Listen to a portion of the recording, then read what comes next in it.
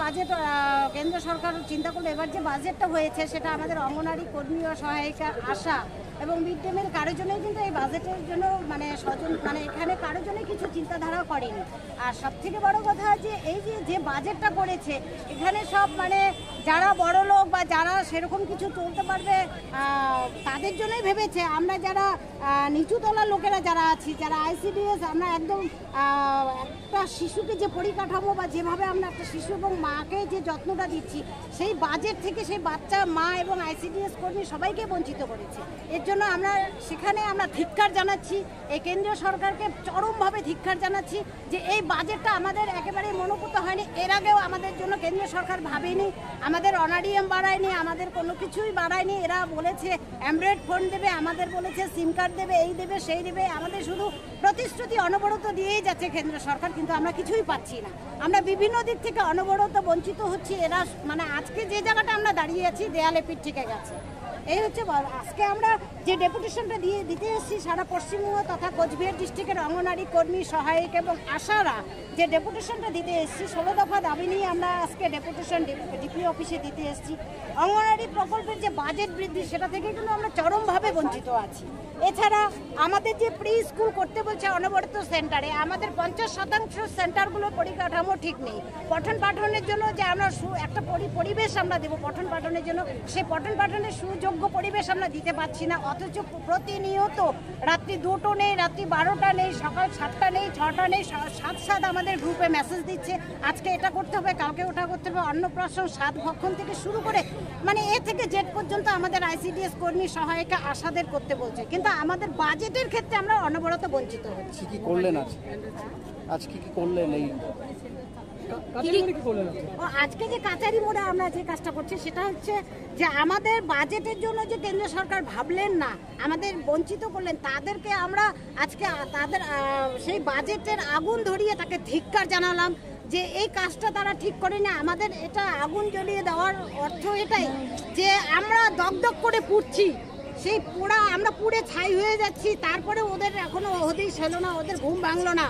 তার জন্য সেই মানে ইনফরমেশনটা, সেই খবরটা, তাদের সেই বার্তাটা আমরা আগুন জ্বালিয়ে সেই প্রতিবাদটা আমরা জানালাম, তাদের কাছে পৌঁছে দিলাম। আমার নাম জ্যোৎস্না বর্মন ঘোষ, আমি দিনহাটা 1 ব্লকের মাতালহাট জিপির আইসিডিএস কর্মী।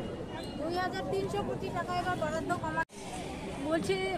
কেন্দ্রীয় যে বাজেট পেশ হয়েছে, আমরা 4টা প্রকল্প কর্মী আছি এখানে আজকে উপস্থিত আছি।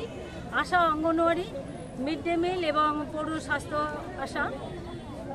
তাদের কেন্দ্রীয় সরকার আমাদের এই যে বাজেট পেশ হলো, এই বাজেটে এই 4টা প্রকল্পের জন্য বরাদ্দ বৃদ্ধি তো করেই নেই, বরং 2300 কোটি টাকা কমিয়েছে। এই তারই প্রতিবাদে কেন্দ্রীয় সরকারকে ধিক্কার জানিয়ে আজকে আমরা এখানে বাজেটের আর কি আগুন জ্বালিয়ে দিলাম।